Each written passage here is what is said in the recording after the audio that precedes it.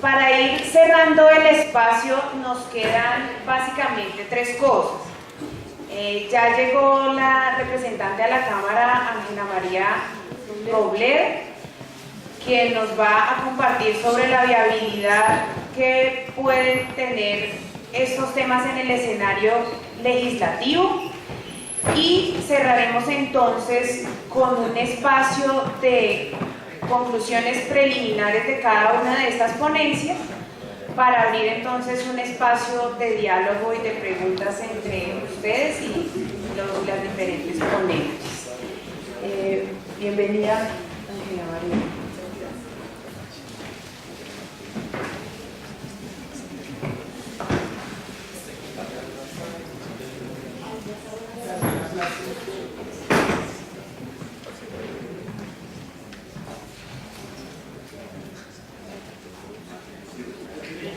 Muchas gracias. Pues bueno, en primer lugar, un agradecimiento muy especial a quienes me invitan a este foro sobre desmilitarización de la vida cotidiana, un paso fundamental para la paz. Yo diría el privilegio, cuando era decana de la Facultad de Psicología, de trabajar dentro de un proyecto de investigación que hicimos para Conciencias sobre la pregunta de si los jóvenes hacían política, porque había pues, una cantidad de afirmaciones de que a los jóvenes no les importaba el mundo en el que vivían, que eran sobre todo unos grandes consumidores, donde el deseo es capturado como por todo este mundo capitalista y los convierte y los refugia en sus espacios individuales, familiares, sociales. O la pregunta que nosotros planteamos para este proyecto de investigación era, nosotros partíamos del supuesto de que los jóvenes hacían política, tenían proyectos de vida, de sociedad, pero lo hacían de maneras distintas. Y entonces decía, tuve el privilegio de conocer entre uno de los colectivos de jóvenes, los jóvenes objetores, hombres y mujeres objetores de conciencia. Fue quizá una de las cosas más importantes de darnos cuenta que una de las maneras como se venía como estigmatizando la condición de objetores de conciencia era que eran jóvenes que no querían prestar servicio militar, en la misma línea de que eran jóvenes que no querían hacer una gran apuesta de transformación en la sociedad. Y digo que fue en un ejercicio de investigación, acción participativa, donde encontramos que estos jóvenes, muchos más hombres que mujeres, pero tenían una propuesta, no solo eran jóvenes objetores de conciencia en Bogotá, sino para Bogotá, sino también para el país, que por supuesto se resistían a que su primera relación, su relación más orgánica con el Estado fuese tomar un arma, prestar un servicio militar, pero también, y ahí había como muchas, yo diría un espectro de opciones. Algunos consideraban que si bien no querían tener esa relación, como decía Adriana, que la alcancé a escuchar aquí, de tener que tomar un fusil muchas veces, sobre todo en un ejército regular en estas ciudades, algunos consideraban que había otras formas de prestar un servicio a la sociedad y otra forma de transformarse. Pues bueno, es en ese marco, digamos, donde conocí a muchos de ustedes, a Diego, no lo veo por acá, bueno, y también tuve la oportunidad de conocer a Kelly, a Nicolás, que son estudiantes de psicología de la Javeriana y que están incorporados en esta tarea.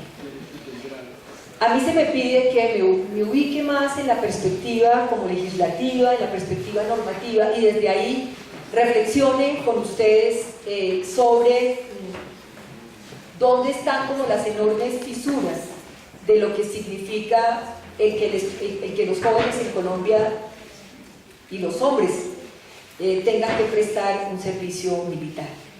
Y quisiera leer dos artículos de la Constitución para mirar, y recuerdo alguna intervención de un magistrado auxiliar de la Corte Constitucional, profesor de los Andes, que dice que a la hora de la verdad todo el tema de la garantía de los derechos es una tensión entre derechos, y es una priorización entre derechos, siempre habrá una tensión. Pues bien, el artículo 18 de la Constitución Política, nuestra carta, no solo jurídica, sino diría yo cultural, social, política, dice lo siguiente: nadie será molestado por razón de sus convicciones o creencias, ni compelido a revelarlas, ni obligado a actuar en contra de ellas. Si uno lee desde este artículo digamos, la obligación que se le ha puesto a los jóvenes en Colombia en especial de prestar un servicio militar, uno diría que hay una franca violación de este artículo 18. Y dentro de esta misma Constitución está el artículo 216, que dice: todos los colombianos están obligados a tomar las armas cuando las necesidades públicas lo exijan, para defender la independencia nacional y las instituciones públicas. La ley determinará las condiciones que en todo tiempo eximen del servicio militar y las prerrogativas por la prestación del mismo servicio. Pues bien, este artículo 216 se ha vuelto prácticamente mandatorio, y la segunda parte del artículo, que dice: la ley determinará las condiciones que en todo tiempo eximen el servicio militar y las prerrogativas por la prestación del mismo, se ha quedado prácticamente sin desarrollo.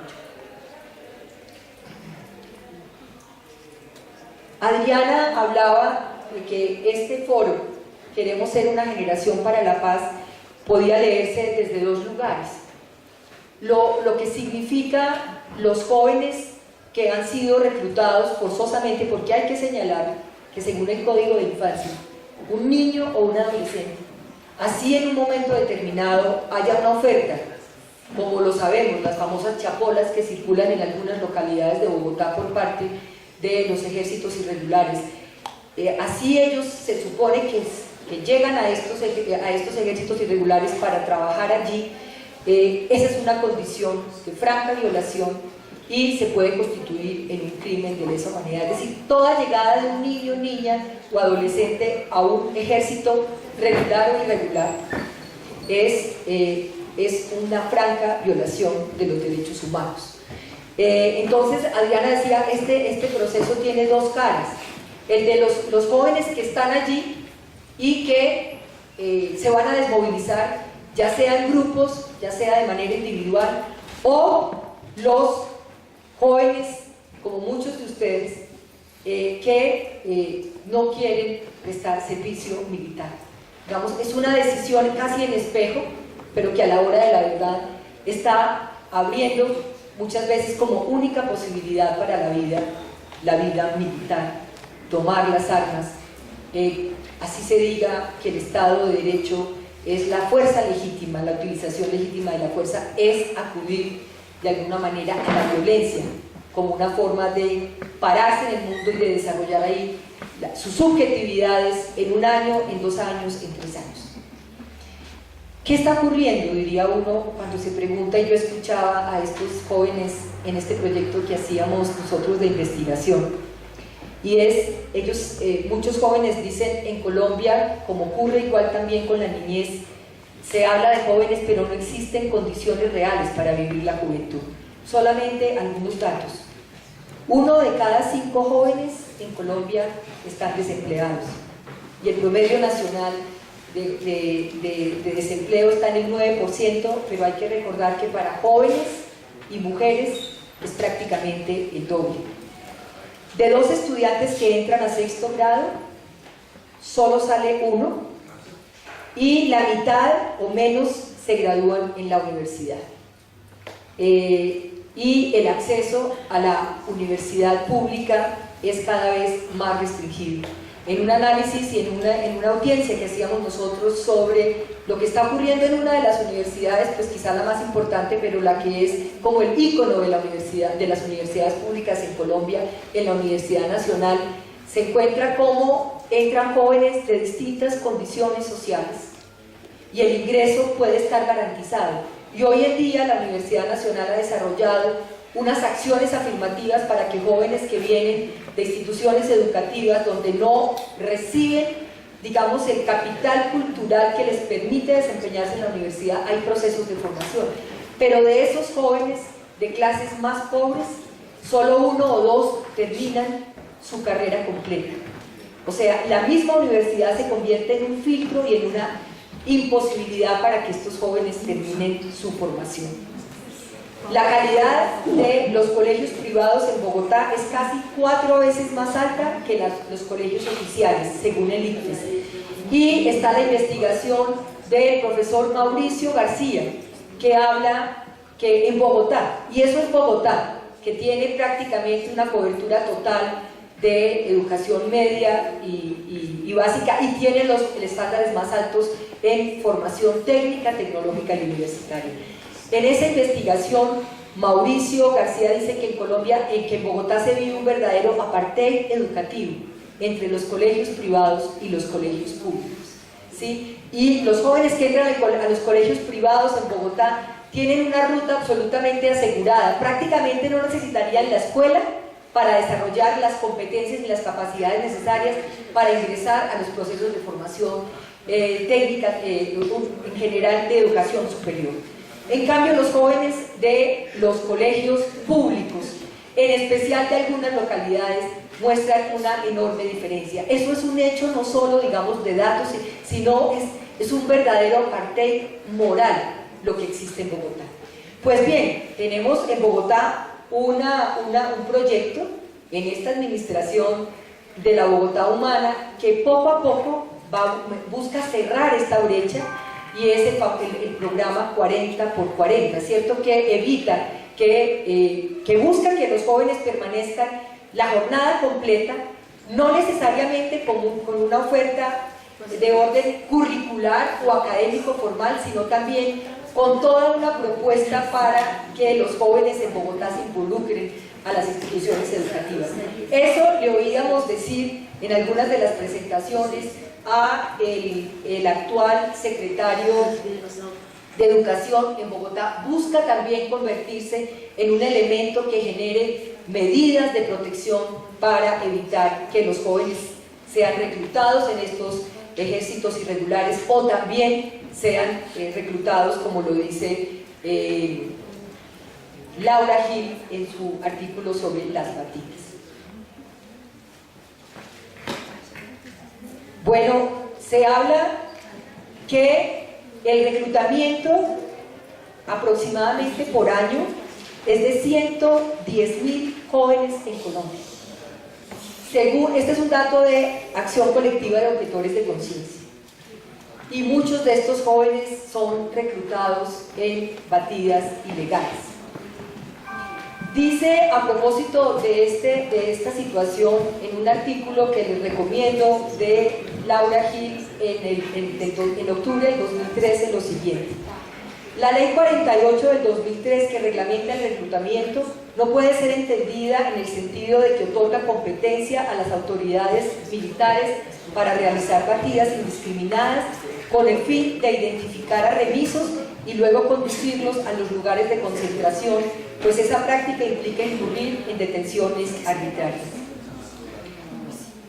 Dice aquí Laura que si usted es un joven que terminó su bachillerato y no tiene su libreta militar, siempre estará al acecho de moverse de forma clandestina, de forma peligrosa, con enormes cuidados para evitar ser reclutado, porque las denuncias que hizo Canal Capital hace algunos meses tienen que ver con que muchos de estos jóvenes son reclutados.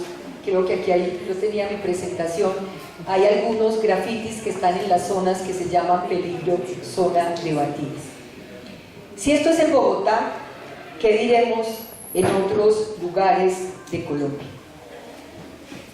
Yo tuve la oportunidad de participar en las mesas regionales por la paz como copresidenta de la Comisión de Paz del Congreso de la República, y escuché en muchas de estas mesas, hicimos 22 mesas y fuimos a lugares como el Putumayo, como Caquetá, como Cauca, como Meta y toda la zona de la región Caribe.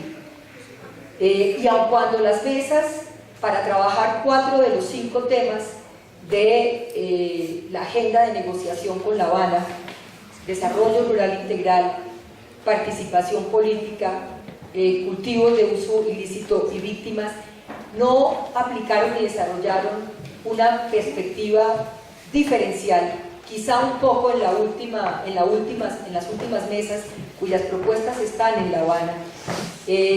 Estaban las frases de muchísimos jóvenes que decían: no queremos escoger entre un fusil de la fuerza pública o de los ejércitos irregulares. ¿Qué hacer? Es un poco la pregunta que cuando uno está en el Congreso de la República se hace sobre no solo el tema del reclutamiento, de las formas de reclutamiento ilegal, que muchas veces no hay las herramientas necesarias para que una vez los jóvenes son recogidos, porque prácticamente así se hace en las distintas ciudades, sean llevados al Ejército Nacional, o estos jóvenes sean entregados y reclutados ilegalmente en los ejércitos. Yo diría que una de las principales, digamos, preguntas para ustedes como jóvenes objetores de conciencia es cómo ocuparse no solo de un proyecto de ley que haga realidad este artículo de la Constitución que permite que uno pueda declarar sus objeciones de conciencia en función de no prestar un servicio militar, sino también que ustedes como objetores de conciencia, y por eso me parece tan importante el espíritu con el que se convoca este foro, es que ustedes también se pregunten y empiecen a trabajar alrededor de qué va a ocurrir con los jóvenes que van a ser desmovilizados de estos ejércitos irregulares, del ELN y de las FARC, y cómo se puede hacer un trabajo para contribuir a lo que va a ser el transitar de estos jóvenes de una subjetividad anclada en la guerra a una subjetividad, digamos, anclada en la paz. Yo creería que si bien vamos a empezar a hacer una tarea en lo que tiene que ver con tramitar un proyecto de ley en el Congreso para que busque opciones y para que haga voluntario la prestación del servicio militar, porque también hemos encontrado, les quiero decir, cuando yo salí en campaña, cuando estuve en estas mesas, hay jóvenes campesinos que consideran el servicio militar como una opción, que no lo consideran como un castigo, que consideran que es una de las formas casi desde donde puede hacer su vida profesional, pero que eso sea verdaderamente una opción. Entonces yo diría, un primer reto para mí es el asunto del cambio cultural, y es cómo vamos a lograr transformar estas subjetividades de la guerra, no solo marcadas, forjadas en la violencia, en el uso de las armas, en el miedo, en la rabia ansiosa, como dice Bauman, en la rabia triste o en la venganza. ¿Cómo vamos a transformar esas subjetividades hacia unas subjetividades de la paz? ¿Y cómo vamos a buscar en estos jóvenes que fueron reclutados irregularmente o que encontraron en la violencia una opción y una tarea para desempeñarse y para vivir? Es un primer reto cultural. El otro reto que yo diría es como en esta tríada que nosotros trabajamos con Antanas Mockus, es el tema ético. Es ustedes como jóvenes que terminan su colegio, que ven la enorme diferencia que hay entre que el reclutamiento se hace sobre todo en las instituciones educativas públicas, porque en las instituciones educativas privadas prácticamente no hay reclutamiento, ¿sí? No hay reclutamiento, o hay plata o cierran los ojos, ¿cierto?, para ese reclutamiento, y ahí hay un hecho de discriminación que hay que señalar, pero que además de convertirlo en un hecho jurídico y normativo, hay que volverlo en un hecho ético y concreto. ¿Quiénes son?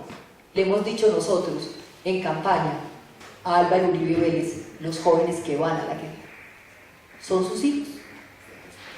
Son los hijos de Oscar Iván Zuluaga, por decir solamente dos casos. ¿Quiénes son los que estamos mandando a la guerra? Y está la denuncia que hace un líder en Bojayá que dice: quienes ponemos el cuero para la guerra somos los más pobres. O cuando hice la visita a Caloto, de jóvenes que decían: aquí nosotros hacemos parte de familias donde hay un hermano mío en el ejército y otro en las FARC.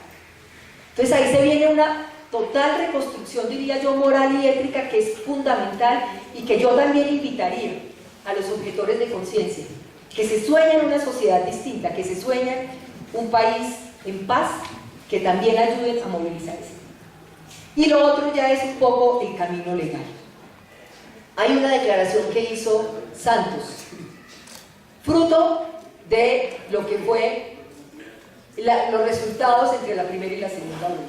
Él dijo lo siguiente, el presidente Santos: si logramos la paz, y dice, y quizá la logremos este año, inmediatamente voy a eliminar el servicio militar obligatorio. Pero ahí se viene una enorme tarea para ustedes, para el trabajo que se ha venido haciendo, y es: ¿qué significa eso? Algunas de las sentencias de la Corte Constitucional ya reconocen la posibilidad de que se declare la objeción de conciencia, pero también le señala al Congreso de la República, como ha ocurrido con la interrupción voluntaria del embarazo, como ha ocurrido con los derechos de los movimientos LGBT, que el Congreso sea el que legisle alrededor de esas condiciones. Pero en esa letra menuda, yo no soy abogada, yo soy una psicóloga con una maestría en política social, pero hemos aprendido que en esa letra menuda y en esos vacíos es donde están las posibilidades de no interpretar en beneficio, en este caso, de los jóvenes que podrían ser candidatos a entrar a prestar su servicio militar. Y en una de esas sentencias se dice que los jóvenes deberían no optar de manera voluntaria si quieren el servicio militar, pero si no, también prestar dos tipos de servicios: el ambiental y el social. Yo sé que frente a eso hay distintas posiciones. Hay algunos que consideran que eso estaría bien, que esta Colombia del posconflicto va a necesitar de toda la fuerza de ustedes, los jóvenes, para poder ayudar a reconstruir esta Colombia desangrada, esta Colombia destejida, esta Colombia rota. Pero hay otros que consideran que no debe ser obligatorio y que igual ahí debe abrirse una opción, porque su primera opción debería ser el tener una condición clara y concreta de una ruta educativa antes de optar por distintos caminos. Entonces hay una enorme tarea, diría yo, para los objetores de conciencia, para la tarea que ustedes han venido haciendo, para este grupo de Bogotá que se llama Convergencia de Objetores de Conciencia, para que ustedes miren que el asunto no es solamente legal, que aquí viene una profunda discusión moral, que aquí viene una profunda discusión cultural, para mirar cómo desde esa tarea que ustedes han hecho tan importante contribuyen a la desmilitarización de la vida. Hay hechos ya legales que hay que tener en cuenta. Colombia no ha suscrito la Convención Iberoamericana de los Derechos de los Jóvenes, ustedes lo saben, de la OIJ. ¿Por qué no lo ha suscrito? Porque tiene un artículo que señala que el tema de la prestación del servicio militar es voluntario, ¿sí? Entonces ahí hay una pieza que es muy importante en su integralidad para que se haga realidad en Colombia, pero no se ha suscrito, y eso sería, digamos, ya un poco la ruta de la tarea legislativa que habría que hacer. Hay que buscar cómo se hace efectiva la decisión de la Corte, ¿cierto? La 728 del 2009, que está entre algunas de las que ustedes citan para convocar aquí, que dice: en el nuevo fallo del Alto Tribunal se reiteró la decisión personal de no ingresar a las fuerzas militares. Debe ser reconocida por las autoridades castrenses, aunque no se haya legislado formalmente la reglamentación correspondiente. Esto, las unidades de reclutamiento del ejército no las están cumpliendo, y yo creería que vía los debates de control político puede, mientras se legisla alrededor de la voluntariedad o no, de la prestación del servicio militar, que puede ser una herramienta que tenemos a la mano en el Congreso de la República. Vamos a estar con Iván Cepeda, vamos a estar con Alivio Uribe, vamos a estar con Angélica Lozano. Yo creo que la bancada de Bogotá de la Alianza Verde puede contribuir a esta tarea y podemos hacer una tarea conjunta con ustedes. Pero recordar, y lo hablábamos ahora antes de entrar aquí, que este proyecto, que hay que sacarlo. Yo estoy de acuerdo que hay que desarrollar una ley que le dé concreción a estas sentencias de la Corte, que le dé concreción a esta promesa electoral de Santos, pero que hay que buscarle el tiempo para evitar que la iniciativa que hubo, ustedes lo recuerdan, que en el Estatuto de Juventud no se transformara vía el estatuto, porque no se podía, teníamos que tocar el acto legislativo porque es un artículo de la Constitución, pero sí se modulara la prestación del servicio militar, no fue posible sacarla. Ustedes deben recordar que en la plenaria de Cámara, en el último momento, para aprobar el estatuto juvenil, en el que ustedes trabajaron también muchísimo, se cayó porque estaba en que se modulara este tema del servicio militar. Vamos a una condición distinta, yo creo, baila. Fue durísimo porque habíamos logrado mantenerla en Senado, en la comisión primera de Cámara, pero bailas, se cayó ahí. Ahora, ustedes saben, el estatuto volvió, pero con el compromiso de que saliera ese tema. Teníamos a Germán Vargas como ministro del Interior. Y estos temas para Germán Vargas en su momento eran durísimos. Hoy en día tenemos una condición muy importante política, y es que Santos ganó con el apoyo de los independientes, de la izquierda y de un hombre como Antanas Mons. Y eso no se lo vamos a dejar olvidar a Santos. Y esta frase que dijo: si se termina el conflicto, vamos a una ley que haga voluntario el servicio militar, es clave. Pero entre tanto, lo que les quiero decir es que tenemos una caja de herramientas, que son estas sentencias, y que vía debates de control político podemos ir, digamos, desde la tarea legislativa y desde la tarea de control político, que es otra de las funciones más importantes de los congresistas, algo podemos ir haciendo en este sentido. Unas, digamos, recomendaciones para el proyecto. Yo sé que hay un proyecto, que hay que sentarse, que hay que trabajarlo, que aquí se ha hecho alianza con las mujeres, porque el tema de objeción de conciencia también afecta a las mujeres. Ustedes recuerdan el proyecto de ley que se movió de los conservadores hace 3 años, no sé si lo recuerdan, que por un lado intentó tumbar las 3 condiciones de la IBE, ¿cierto? Retroceder en esos avances que había hecho la Corte Constitucional, y un proyecto que se movió de manera simultánea para que en el caso de las mujeres las instituciones declararan la objeción de conciencia frente a una interrupción voluntaria del embarazo. O sea, este tema de objeción de conciencia también nos toca al movimiento LGBT y al grupo de las mujeres, porque en una sociedad patriarcal ese poder se ejerce sobre quienes se consideran más vulnerables, menores de edad en todo sentido. Entonces, hay una tarea que me parece muy importante que hay que hacer con el grupo de las mujeres, y mirar si vía la tarea de trabajo con las mujeres podemos desarrollar el tema de objeción de conciencia, que podría ser un avance muy importante para hacerlo. Pero vuelvo y recomiendo, ahora es mi perspectiva, y es que hay que mirar de manera muy clara qué va a pasar con la reconfiguración del Congreso de la República. Si bien llega el centro que dice el centro democrático, que ni de centro ni democrático, llega la ultraderecha al Congreso, y estos temas son los temas duros, porque estos son los temas de los guerreros, ¿cierto?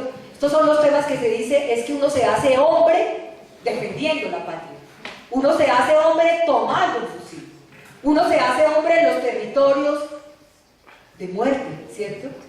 Estos son los nichos en los cuales se centra y se para como uno de los elementos fundamentales esa tarea de lo que se va a llamar el centro democrático.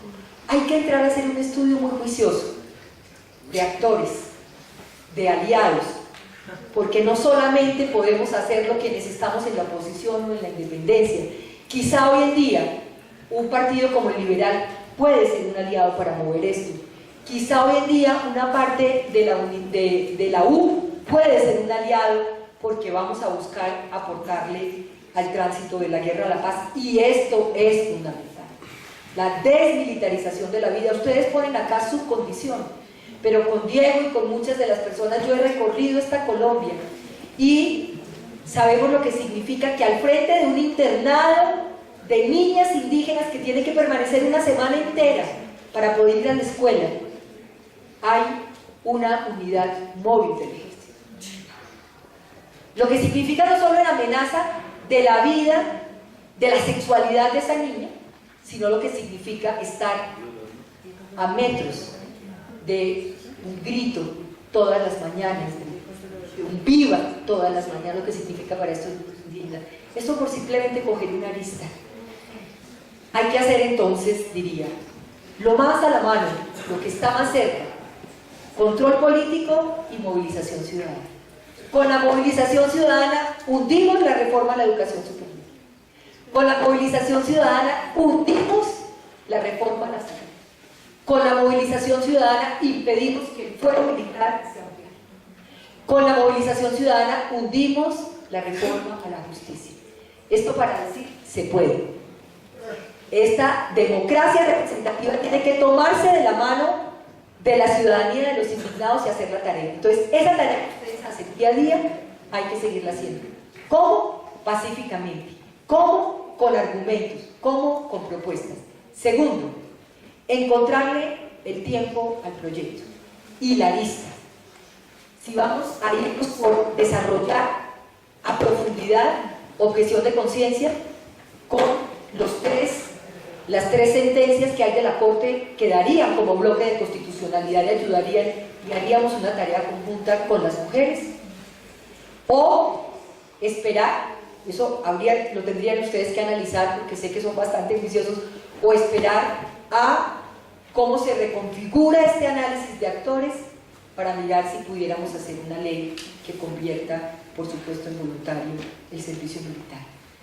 Yo lo único que quiero decirles es, yo los conocí a ustedes, un grupo, no sé quiénes estarán aquí, pero en esa tarea que yo hice con objetores de conciencia, yo lo que siempre hago es aprender. Y lo que me pareció más interesante es que no solo estaban los hombres, sino también las mujeres que decían: no queremos más militarización de la vida, ni para ellos, ni para nosotros, porque eso se vuelve sobre nuestras formas de amar, de desear y de soñar. Esto no es solo de objetores de conciencia, esto es un sueño de país. Tenemos uno de los ejércitos más grandes del mundo, tenemos unas prácticas donde 8 años de gobierno, algo se desmontó Santos, pero no logró hacerlo, nos han socializado en el miedo, en la violencia, en el amedrentamiento, y eso va a ser una enorme tarea de construirla. Y creo que con la tarea que ustedes hacen y con el apoyo que podamos brindarles desde el Congreso de la República, podremos, ojalá, en muy corto tiempo decir: tenemos unos jóvenes en Colombia con sueños, con propuestas, con toda la fuerza, como dice Margaret Mead, porque para entender este mundo tenemos que prendernos de las manos de los jóvenes, tenemos que aprender de ellos, y para reconstruir una Colombia para que podamos vivir todos y todas en paz. Muchas gracias.